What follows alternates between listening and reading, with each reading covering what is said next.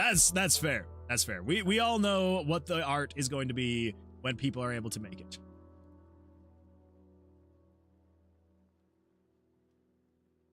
Get out of here, Retro Chicken. Yeah. Exactly. Exactly. Moon Man, be genuinely giving chickens vasectomy. No, I'm not. I'm not doing none of that. Oh wait, I have more eggs. Go into the Tragic. Inkwell says, the popcorn chicken is a brilliant pun. Also bork bork bork bork bork. It is a great pun, isn't it? Here's the problem. I honestly cannot even remember what everybody suggested. I think popcorn chicken may have been some Randev. I think. Maybe. Also, maybe it's intentional, but even the incubate menu is very mildly valid.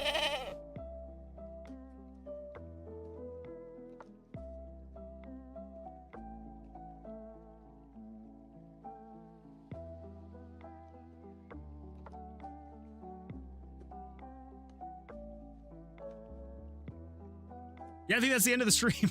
I think, I mean, maybe a little bit. Maybe just a tiny bit.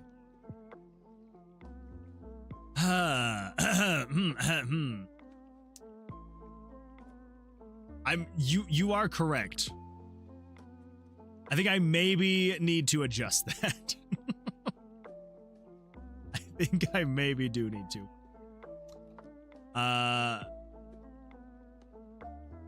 Yeah.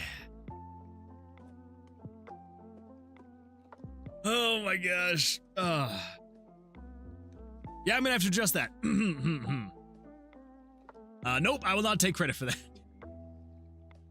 I'm like 99% sure. Plus, we have video evidence of it.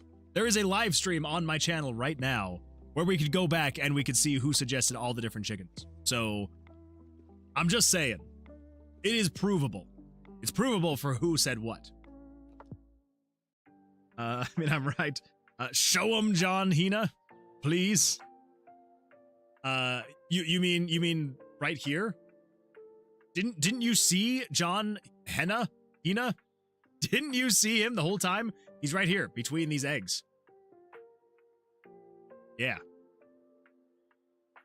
Right there. He's been here the whole time. Prove it then. I don't want to go back and watch my old streams. That sounds horrible. I don't know how you all watch it live. And that's what blows my mind. I'm like, wait, who is taking their time? Says, why are you lot like this? Also, when is the game jam over? I don't know why we're like this. I don't know. I mean, for me, I was born this way. I don't know about everybody else, though. I don't know what kind of messed up stuff you all been in your lives. But I personally am like this because of being born like this. Just weird and messed up and inverted. I was born inverted. I will die inverted. Yeah. Dark days, really. Dark days. Wow, that is a not a good shadow on my green screen back there. It's really noticeable when it goes completely white versus oh wow, okay, now I actually see it right there. Oh geez, that's not good. Also, when is the game jam over? So the game jam is going to be over in 12 days, I think.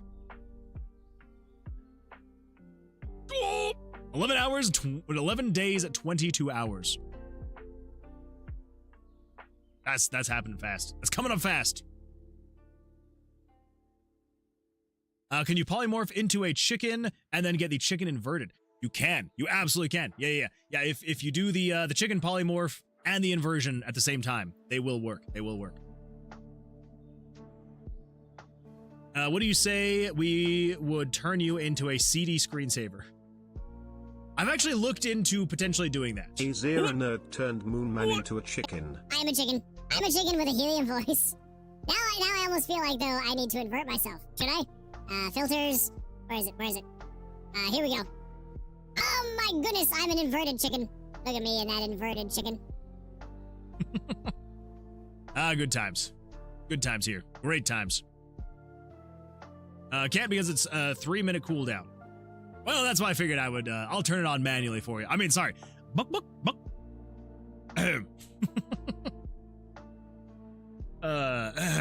Yeah, good times, good times. Oh, dear. Wait. But thank you, Kim. I'm not gonna say that word. You can type it, but I can't say it. I can't say that on stream. That would probably get flagged automatically. Oh, man. All right, well, we did not make as much progress as I was hoping tonight. But technically, we did make some good progress. Go into the Inkwell says, again. Why are all of you like this? You're weird and crazy, but I like it here because I'm weird and crazy too. See, you fit right in with us all. We're all we're all a little weird and crazy, and so you will fit in here just fine. There's my new speech impediment for the evening. Good times, good times. Anyway, yeah, so definitely did not get as much done as I was hoping, but we did make it so each chicken can now lay 2 eggs, which is pretty exciting stuff. And we have made it so you can actually put the eggs in here, which is it's a little bit more than I was anticipating. Dude turned on Tweety Bird for a minute. It's Twoo. I did turn on Tweety Bird. I guess I can't really say R's if I'm trying to do Tweety Bode. Tweety Bode? I turned on Tweety Bode? I don't know, I'm grassless for a reason. Stay away from the grass. The grass is dangerous. But I can't write 11 emotes. Wait, what can't you write? Wait, what? Oh, you can't write 11. It's true. You can't do that. It's against the rules, apparently. According to Stream Elements, it's against the rules. I'm surprised that it didn't get blocked. I see what you're talking about now. I see it. All right, well, yeah, didn't get as much done as I was hoping, but I'm hoping to get a bit more done between now and the next stream. Probably going to work on getting some of the icons working for the eggs, because basically, you know, again, like I was saying, the way that it's going to work is the first egg you put in here is going to be the chicken you're unlocking this thing for, and then the second egg is going to kind of be the additive in the incubation. So this would be so say for example, I'm pretty sure the blue egg is for the Johnson. So if I were to put a blue egg in first, this would be unlocking something for the Johnson. And then if I were to put in a red egg, it would be unlocking whatever it is the red egg would be unlocking. Maybe a top hat or glasses or shoes or boots or something.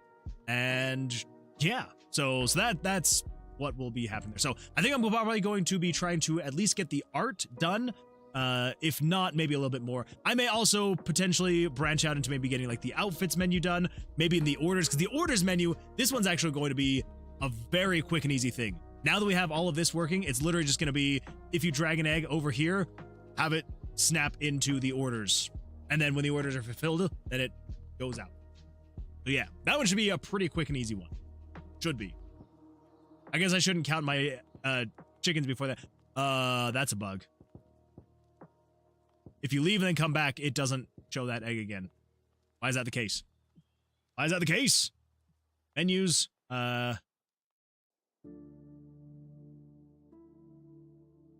41, 42, 43, 44.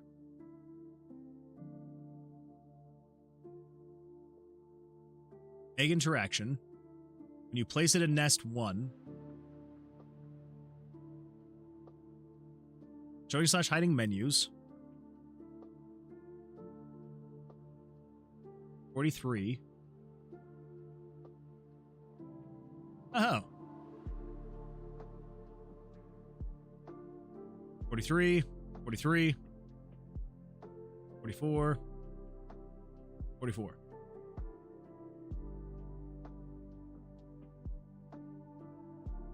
That should fix that. Should be a pretty quick fix, I hope. Pick that guy up, put that there. This guy up, there. Switch menus.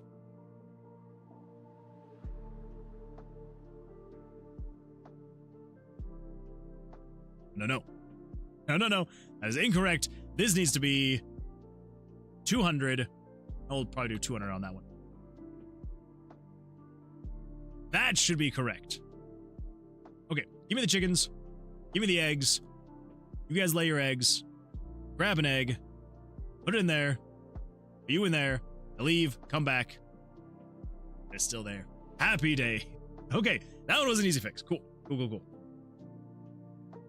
This looks really fun. Moon, thank you. I appreciate that going into the inkwell. I do appreciate that.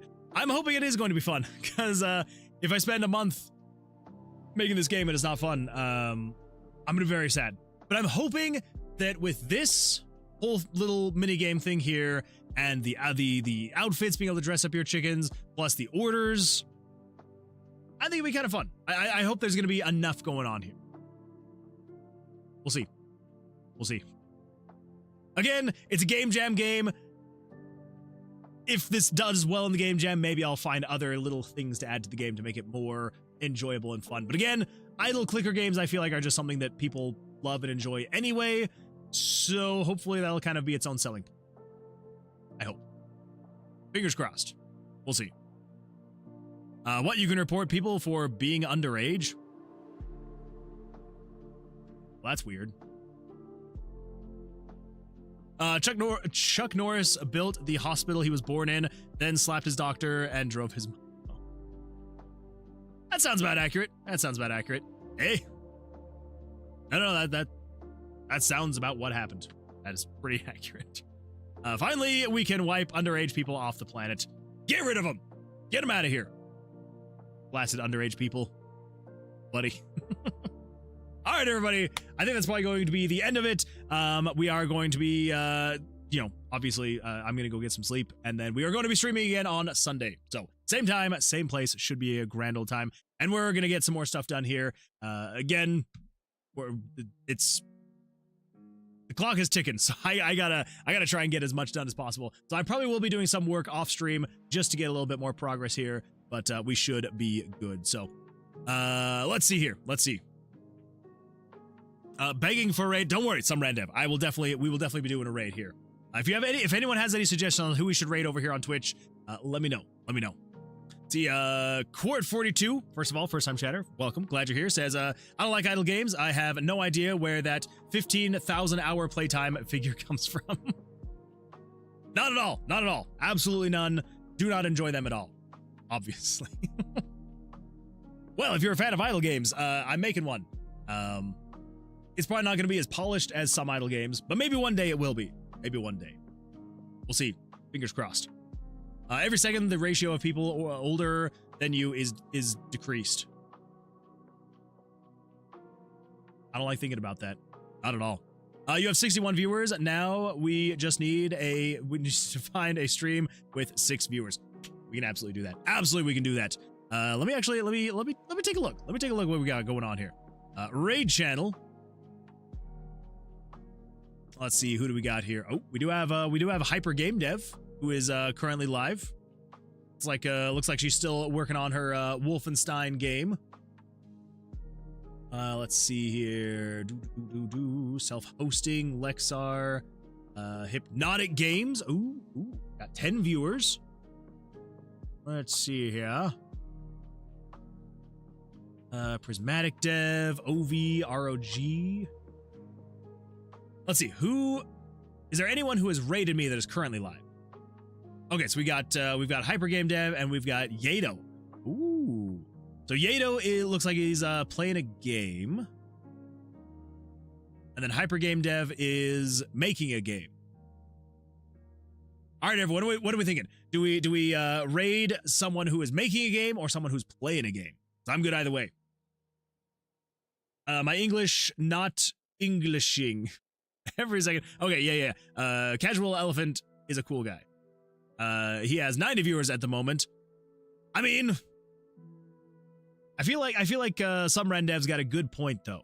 Is we should go for someone who is in need of the viewers. And I feel like as much as I love Casual Elephant, if Casual Elephant's already got 90. My point is that 61 plus 6 is 67. I thought you were trying to look out for the little person. And you were trying to be like, hey, Let's find someone like the single digits of viewers right now, and let's get them a nice big boost. But no, that is not what you were meaning. You were going for a 6-7 joke. Do you know what my answer to that is? That is a sick 7 joke. And not sick in a good way. Dude, very much so. Well, now you're at 70, so we need someone with -3 viewers. All right, let's see if we can find someone with -3. Anyway, all right. So I think we're going to go and raid Hyper Gamedev. I think that's what we're gonna go to. We're gonna go raid Hyper Gamedev because, you know, game dev stuff, over to game dev stuff. Good times there. All right, everybody. I hope that everyone has an absolutely fantastic rest of your evenings or mornings, days, wherever you may be in this world. Yeah, hope that everyone does well, has a great rest of your week, and I'll see you all on the Sunday stream where we will be making more progress here. Hopefully next week will be the last full week that we'll be working on it, because then I will be hopefully spending time, you know, doing other things, getting it ready to actually be posted, then for the days after that. So anyway. Wait.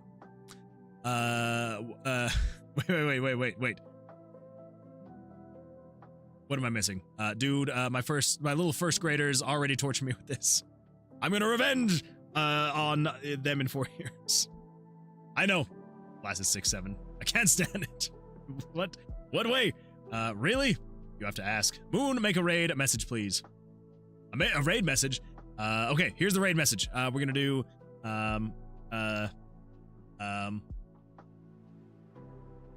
full moon raid.